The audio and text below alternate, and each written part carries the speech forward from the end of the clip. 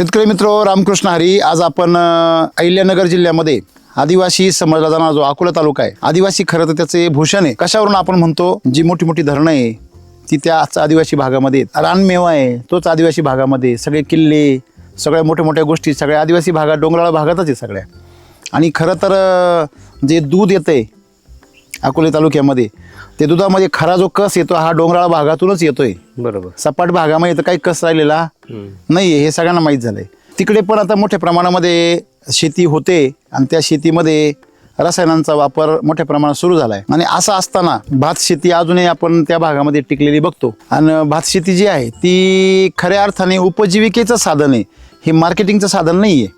आज शेतकऱ्यांच्या दृष्टीने भातामध्ये श्रीमंत एखादा होऊ शकतो, बाबा भात पिकून श्रीमंत होईल असं काही डोक्यात कोणाच्या कल्पना अजून आदिवासी भागात नाहीये. सगळेजण भाताकडे फक्त काय म्हणून बघतात, हा वर्षभर आपलं खाण्यापिण्याची काय होईल, सोय होईल. पण पहिल्यांदा आपण बघतोय की SCT वैदिक सोबत भात शेती करून कमर्शियल राईस क्रॉप जे आहे, आपण म्हणतो भाताची शेती करणारं एक व्यक्तिमत्व आज आपल्या सोबत आहे.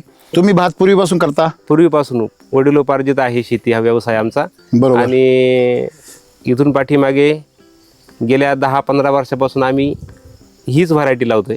इंद्रायणीच लावतो, कारण घरच्यांना म्हणजे घरचे लावताय, पण तुम्ही नव्हतं जास्त लक्ष देत? नाही, घरचे लावतो आम्ही पण लक्ष देतो, पण केमिकलवर राहतो इथून पाठीमागे. अच्छा. ह्या वर्षी आपण म्हणजे वैदिकवर पहिल्यांदा लावलं? वैदिकवर पहिल्यांदा लावलेला आहे.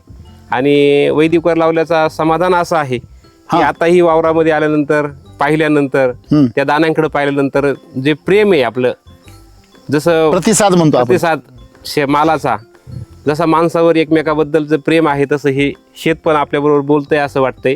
आणि खूप छान अनुभव आहे ह्या वर्षाचा.